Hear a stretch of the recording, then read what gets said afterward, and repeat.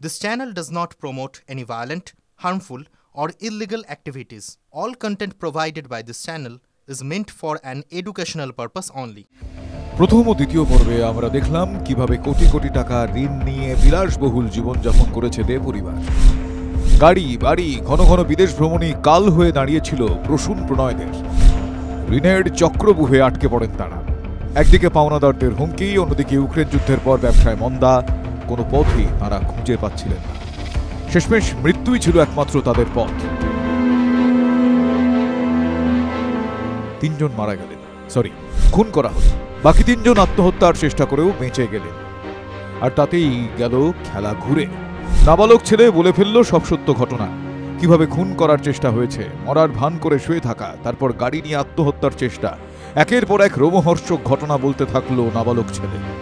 চলুন অন্তিম পর্বে আমরা দেখে নিই কি হয়েছিল সেই রাতে, কিভাবে খুন করা হলো তিনজনকে, এখন কি হতে চলেছে তাদের পরিণতি।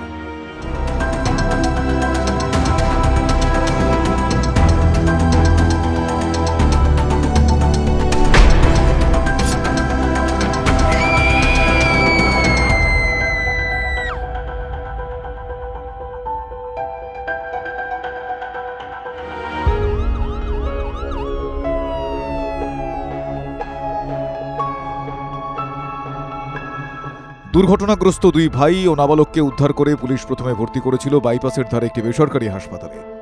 সপ্তাহ দেড়েক সেখানেই চিকিৎসাধীন ছিলেন তারা। হাসপাতালে ততদিনে লম্বা হতে শুরু করেছে বিল। প্রথম দিকে আত্মীয় স্বজনরা চিকিৎসার খরচ মেটানোর আশ্বাস দিয়েছিলেন, কিন্তু পরের দিকে হাত গোটানো শুরু করেন তারা। বেসরকারি হাসপাতালের সঙ্গে যোগাযোগ বন্ধ করে দেন তারা। অগত্যা বেসরকারি হাসপাতালের তরফ থেকে যোগাযোগ করা হয় ট্যাংরা থানায়। একটা বেডের ব্যবস্থা করা হয় এনআরএসে। প্রসূনকে স্থানান্তরিত করা হয়। সেখানে বেশ কিছুদিন চিকিৎসা চলে প্রসূনের। শারীরিকভাবে কিছুটা সুস্থ হতেই হাসপাতাল থেকে ছাড়া পান প্রসূন। তারপরই গ্রেফতার। কেন? কারণ ততক্ষণে বেসরকারি হাসপাতালে শয্যাশায়ী নাবালক মুখ খুলতে শুরু করেছে। তার কাছে পৌঁছে গিয়েছেন শিশু সুরক্ষা কমিশনের প্রতিনিধিরা।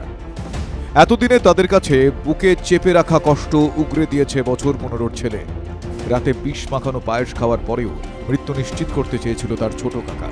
বিষের জন্য একটা ঘরে ছিল নাবালক। সেই অবস্থায় তার ছোট কাকা বালিশ দিয়ে খুন করার চেষ্টা করে।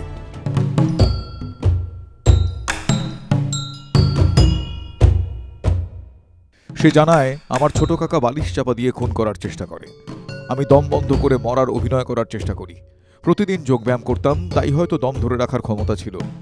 বিষের প্রভাবে আচ্ছন্ন থাকায় ঘুমিয়ে পড়ি। যখন ঘুম ভাঙল দেখি কাকিমা, মা ও বোনের নিথর দেহ পড়ে। মন ভেঙে যায়।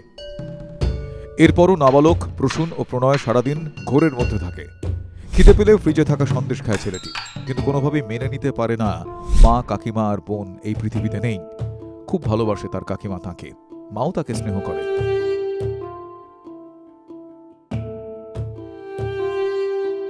সারাদিন শুধু তাদের কথা ভেবেছে। তারপরে সিদ্ধান্ত নেয় বাবা কাকাদের সঙ্গে সেও মরবে। আর কোনো সুযোগ সে নিজেকে দিতে চায় না।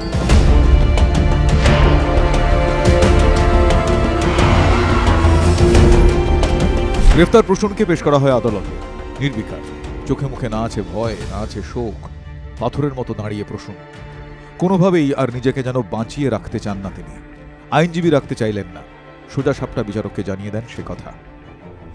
পুলিশ নিজস্ব লকআপে নিয়ে গেল তাকে। তারপর নিয়মমাফিক ঘটনার পুনর্নির্মাণ। আবারও চিত্তনিবাসের দরজা খুলল। গালভর্তি দাড়ি প্রসূনের, মুখ আচ্ছাদিত মাস্কে। পুলিশের ঘেরাটোপে চিত্তনিবাসের ঘরে ঢুকলেন প্রসূন। আর সেই দরজার দিকে তাকিয়ে কয়েকশো চোখ। সরু গলিতে যেন ভেঙে পড়েছে গোটা পাড়া। প্রসূন ঘরে ঢুকে। প্রত্যেকটা ঘরে মিশে নৃশংস হত্যাকাণ্ডের স্মৃতি। প্রসূন বলতে থাকেন তিনি মেয়ের মুখে বালিশ চাপা দিয়েছিলেন। আর সেই সময় স্ত্রী রুমি মেয়ের পা চেপে ধরেন। একটা সময় শ্বাস পড়া বন্ধ হয় ছোট্ট মেয়েটার, কারণ আগেই যে তাকে খাওয়ানো হয়েছিল ঘুমের ওষুধ মেশানো পায়েস। প্রসূন একেবারে নির্লিপ্তভাবে জানান রুমি প্রথমে নিজের হাত কেটেছিলেন সেদিন। তাতে কার্যসিদ্ধি না হওয়ায় তিনিই গিয়ে রুমির হাত আর গলা কাটেন। সেই সময় তাঁর চিৎকার যাতে বাইরে না পৌঁছয় সেজন্য রুমির মুখেও বালিশ চাপা দেন। সেই সময় ঘরে ঢোকেন বৌদি সুদেশনা। তাকেও একইভাবে তিনি খুন করেন, ঠিক একই কায়দায়। তিনজনকে খুনের পর প্রসূন এসেছিলেন নাবালকের ঘরে। তাকেও খুনের চেষ্টা হয়, কিন্তু বেঁচে যায় সে। সবশেষে প্রসূন নিজের হাত কাটেন, ওষুধ খেয়ে ঘুমিয়ে পড়েন। কিন্তু সে ঘুম শেষ ছিল না। 18 ফেব্রুয়ারি বিকেলের দিকে আবারও ঘুম ভাঙে প্রসূনের। প্রণয় এবং তার ছেলে তখনও জীবিত। আর তারপরেই রাতে বিকল্প পন্থার পরিকল্পনা, গাড়ি নিয়ে আত্মহত্যা। এখন সুতোয় দুলছে 3 পুরুষের জীবন। প্রথমে প্রণয় হাসপাতালে শুয়ে, ভাঙা পাঁজরে আর প্রাণ পাখিকে রাখতে চান না তিনি। স্ত্রী নেই, চোখের সামনে ভাসছে ওই 3 নারীর আর্তনাদ, যেন হাতছানি দিয়ে ডাকছে তাকে। দ্বিতীয় প্রণয়ের ছেলে, সেও এখন হাসপাতালে চিকিৎসাধীন, কিন্তু দায়িত্ব নেবে কে? আত্মীয়রা তার দায়িত্ব ইতিমধ্যেই অস্বীকার করেছেন, যা ভাবাচ্ছে শিশু সুরক্ষা কমিশনের প্রতিনিধিদের। সম্ভ্রান্ত পরিবারের এই ছেলেটার ভবিষ্যৎ তাহলে কি হোম? এক ধাক্কায় গোটা পৃথিবীটাই অন্ধকার তাঁর। মায়ের মৃত্যু হয়েছে, বাবা মরতে চান, কিন্তু বেঁচে থাকতে চায় ছোট্ট ছেলেটা। কিভাবে? এখন প্রতিদিন হাসপাতালের বেডে দাবার ছকে জীবন খোঁজার চেষ্টা করে প্রণয়ের ছেলে। এবার মৃত্যুকে সে চেকমেট করতে চায়।